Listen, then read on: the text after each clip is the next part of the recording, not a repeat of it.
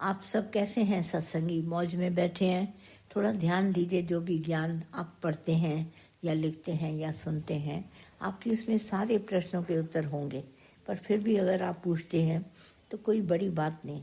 जैसे नहीं, हम लोग बाहर के कपड़े तो कितने भी सुंदर पहन लो, पर अंदर अगर हमारे कपड़े साफ न हो और फिटिंग न हो तो हमारी अपने शरीर की फिटिंग नहीं आती है। हम बहुत यंग लड़कियों से कभी कभी पूछते हैं कि इतनी तुम स्लिम ट्रिम कैसी लगती है, तो कहने लगी हम लोग अंदर टाइट कपड़े पहनते हैं, ऊपर से लेकर नीचे तक हमारी पूरी वो फिटिंग, हमारी जो लूज मसल्स है उसको ग्रिप कर लेते हैं। और उसके ऊपर अगर हम कोई भी कपड़ा पहनते हैं तो खास करके ये जो गाउन्स पहनती है ना, वो बहुत ही सुंदर लगते हैं, क्योंकि अंदर हमारी स्किन जो है वो उस कपड़े में टाइट रहती है। तो मुझे इससे ज्ञान मिलता है कि हम भीतर ज्ञान ले लेते हैं अगर, तो हमारे को पूरी समझ हो जाती है। बाहर से हम चाहे किसी से बोलें या ना बोलें, पर हमारी भीतरी जो समझ है वो हमारी आंखों के द्वारा रोशनी में आती है। जैसे किसी का सवाल है कि हम बाहर से तो सोचते हैं कि हाँ, सब शरीर धारण करने वाले भगवान हैं, मगर दूसरा नहीं जाता। उसका प्रश्न है, द्वैत भरम नहीं जाता। अब दूसरा दिखे या कितना भी दिखे, चाहे मुझे पूरी पॉपुलेशन दिखे, रश दिखे, परंतु एक एक में भगवान है ना। अगर हम एक को हम समझते हैं शरीर ये भगवान ने धारण किया है, तो इतने सारे शरीर किसने धारण किए? वो भी भगवान ने। और दूसरा जो है ना, तुमको दूसरा नहीं जाता। दूसरा तो दिखेगा, अनेक मुझे दिखेंगे, एक भी दिखेगा, अनेक भी दिखेगा। जब एक शरीर भगवान ने धारण किया है तो जो अनेक शरीर है वो भी सब भगवान ने धारण किया है। द्वैत क्या है ये अंदर में जानना चाहिए। दोनों, इसमें दो प्रश्न छिपे हुए हैं। एक तो अनेक, अगर हम अपने शरीर को भगवान जानते हैं धारण किया है भगवान ने, तो सभी शरीर भगवान ने धारण किए हैं। अब द्वैत क्या है? ये एक भ्रम है। क्या है कि मैंने शरीर धारण किया, मैं इसके शरीर से अलग हूँ। अब मैं इसके शरीर से अलग हूँ माना दो हो गया। हम अलग नहीं हैं, हमको एक ही पिता परमेश्वर ने जीवन दिया है। तो जैसे मैं, वैसे ये बगल वाला जो पास में खड़ा है मेरे शरीर, वो भी वैसा ही। नाम भले उसका पहचान के लिए अलग है, स्वभाव भले अलग है, उसका कर्म अलग है, क्या भी है, पर ये शरीर और वो शरीर एक ही भगवान का है धारण किया हुआ। वो भी शरीर भगवान ने धारण किया, ये भी शरीर भगवान ने धारण किया है। ये हमको भीतरी ज्ञान होना चाहिए। द्वैत जो है वो एक भ्रम है। जैसे मैं अलग और वो अलग, पर भले अलग है, पर अलग शरीर भी उसी भगवान ने धारण किया है जिस भगवान ने मेरा शरीर धारण किया है। जैसे वो 5 तत्व का बना हुआ है, ऐसे हम ये 5 तत्व के बने हैं। दूसरी बात हमारे को आती है कि बोलते हैं बीमारी से हम बहुत डरते हैं। बीमारी से नहीं डरते, पर मौत से डरते हैं कि बीमारी के बाद कहीं मैं मर न जाऊं। डरना है मरने का, और बाद में बोलते बीमारी से डरते हैं। बीमारी तो दवा से खत्म हो जाएगी। कितना भी दर्द होगा, आप गोली लेंगे, थोड़े समय सो जाएंगे, आराम करेंगे, तो आपका दर्द तो सर का भी उतर जाएगा, पेट का भी उतर जाएगा। मगर आपको लगता है ऐसा दर्द हुआ है कहीं मैं मर न जाऊं। आपको डर है मौत से, और मौत बनी नहीं। आपको नजर आती है कि जैसे फलाना गया, तो ये मैं भी न मर जाऊं। शरीर से प्राण का शांत होना, आप अपने को मौत समझते हैं, पर मौत ऐसी आसान नहीं है, बिल्कुल आसान नहीं है। कबीरदास कहते हैं, जिस मरने से जग डरे वो मोको आनंद। ये बहुत आनंद की अवस्था है। आनंद हमारे को आता है जब हमारा शरीर वाणी से, जैसे हमारे सांस शांत होते हैं, तो बहुत आनंद की अवस्था है। अगर हम मौत को अच्छी तरह से पहचान लें तो सब जने मौत को प्यार करने लगेंगे, जीवन को नहीं प्यार करें। जीवन में हम जिंदा हैं तो खटपट बल्कि है, बल्कि तभी तो दादा ने बोला मरने में बड़ा आनंद है। बाय डेथ फ्रॉम योर गुरु, बोला गुरु से मौत खरीद करो। हम दादा के पास आते हैं, दादा मुझे मौत तुम्हारे से खरीद करनी है। जीवन है तो कुछ ना कुछ काम इधर उधर धंधा लगा पड़ा है, पर अगर हम मर जाते हैं तो हमारे पास कोई काम धंधा नहीं, एंजॉय करते हैं। डेथ को एंजॉय करो, इसीलिए तुम डरो नहीं। तुम बीमारी से नहीं डरता है, पर मौत से डरता है। अच्छी तरह पहचानो, बीमारी तो आएगी, दवा उसके लिए बनी है, इलाज और परहेज उसके लिए बनी है। बीमारी जा सकती है, पर मौत अड़ट डर है, वो नहीं जाएगी। इसलिए तुम्हारे को भय बहुत लगता है। मौत एक बार आती है, फिर जाएगी नहीं तुम्हारे जीवन से। उसको अच्छी तरह जानो, मौत एक बहुत आनंददायक अवस्था है। जब हम आनंददायक अवस्था को अपने में महसूस करते हैं तो हम कहते हैं अरे ये तो मौत अच्छी है। मरने से पाइए पूर्ण परमानंद। देखो क्या है, एक तो आनंद अवस्था है और दूसरा मरने ते ही हमको परमात्मा मिलेगा। जब तक देखो हमारा अहंकार है हमारे भीतर तो हम कभी भगवान को नहीं पा सकते। जब हमारा अभिमान, ये ज्ञान की समझ आती है, नॉलेज इज पावर, वो जब हमको समझ आती है तो हम अहंकार नहीं करते। और अहंकार न करने से हम अंदर में स्थित है अपने शरीर में, खाते पीते चलते कमाते रखते सब करते हैं, पर हम अभिमान नहीं करते। मैं करता हूँ, ये मेरे में अहंकार नहीं आता। हम देखते हैं शरीर चलता है, इंद्रियां चलती हैं, मन चल रहा है, बुद्धि चल रही, सब चल रहा है, अपने अपने कारोबार में सब लगे हैं, गुण गुण में वर्तन कर रहे हैं। पर इसका जो अभिमान हम करते हैं ना कि मैंने किया, वो हमारे को ज्ञान से हट जाता है। तो फिर मौत बहुत आनंददायक अवस्था होती है। मैंने तो आज दिन तक कुछ किया नहीं, हम तो डूअरशिप में है ही नहीं, हम तो बैठ के पिक्चर देख रहे थे, अपनी लाइफ की हम पिक्चर स्वयं देखते हैं। तो ऐसे देखते देखते हम उपराम हो जाते हैं। कभी अंदर में डर किसी बात से नहीं लगता। जब हमको चलाने वाला भगवान स्वयं है तो हम डरें क्यों किसी बात से? कभी अंदर में सोचते ही नहीं कि हमारे को ये डर क्यों लगता है या ऐसा क्यों आता है। डर की कोई बात नहीं। लाइफ पासिंग शो है, हमेशा ऐसा देखो कहीं खड़ी नहीं होगी, पर ये लाइफ एक पासिंग शो है। हमारे जीवन का एक सवेरे शुरू होता है वेंदे रात तक, फिर रात से फिर सवेरा शुरू हो गया, रुकती नहीं लाइफ। भले हम उसके बीच में सो लेते हैं, काम कर लेते हैं, चलते फिरते रहते हैं, एंजॉय करते हैं, पूरा दिन और रात पास करते हैं।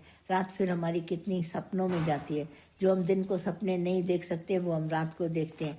इस तरह से हमारी लाइफ पास होती है, पर हम करते कुछ नहीं जिंदगी में। आज दिन तक मैंने कुछ भी नहीं किया। दादा ये बहुत बोल के गए हम सबको, इतना दादा ने डिनाई किया, बोला मैंने आज दिन तक किसी को सत्संग नहीं सुनाया है, तुमने अपनी श्रद्धा से लिया है।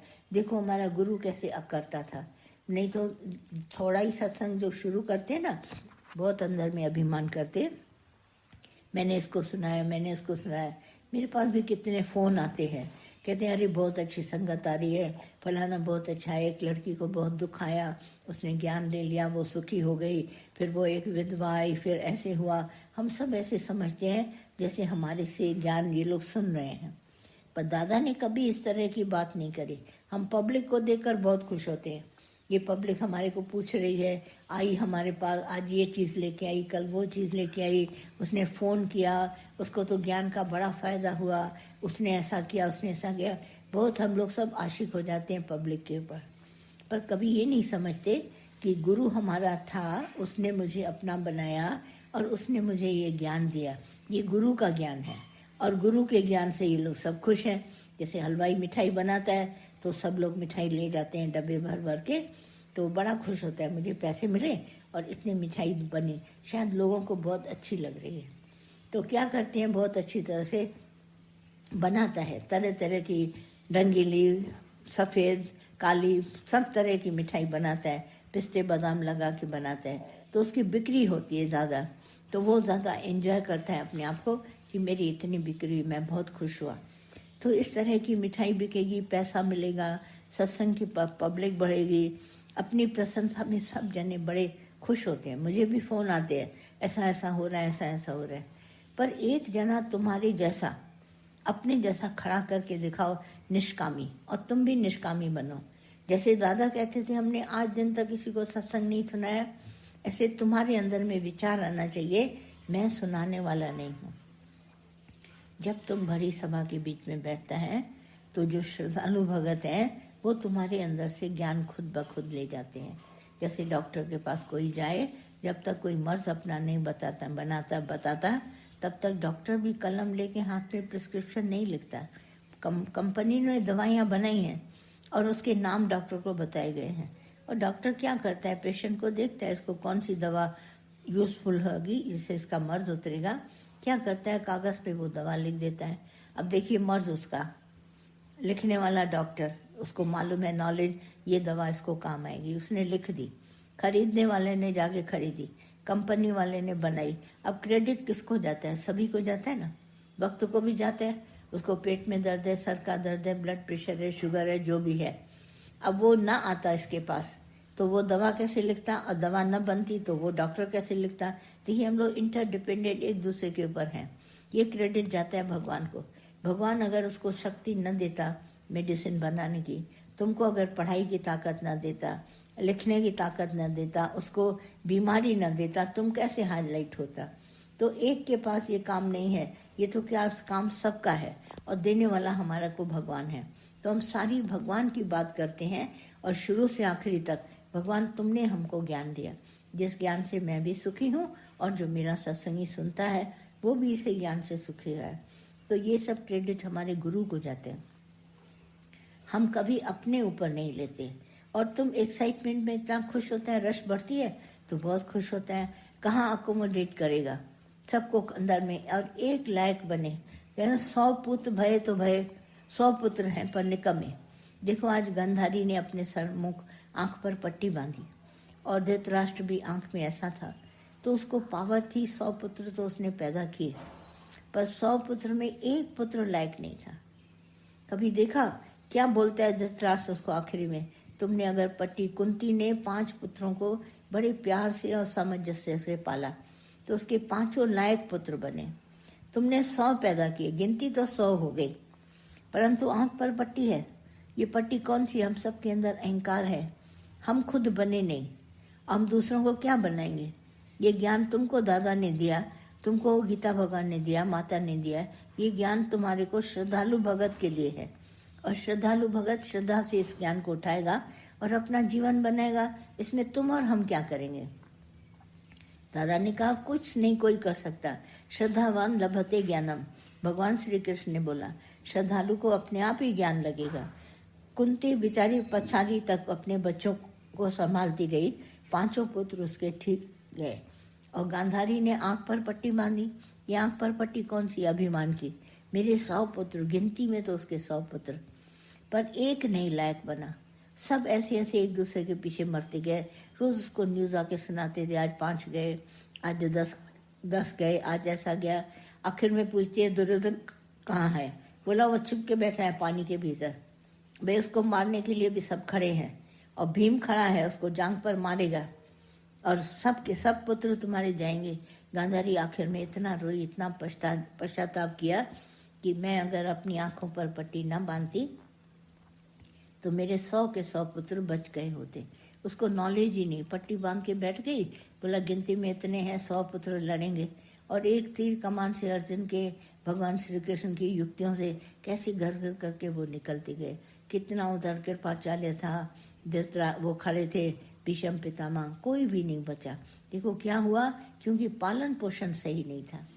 जब वो गलत काम कर रहा था तभी भी धृतराष्ट्र उसको रोक नहीं पाया, आंख पर पट्टी थी उसके, और उसको कैसा किया, शकुनी के सुपुर्द कर दिया।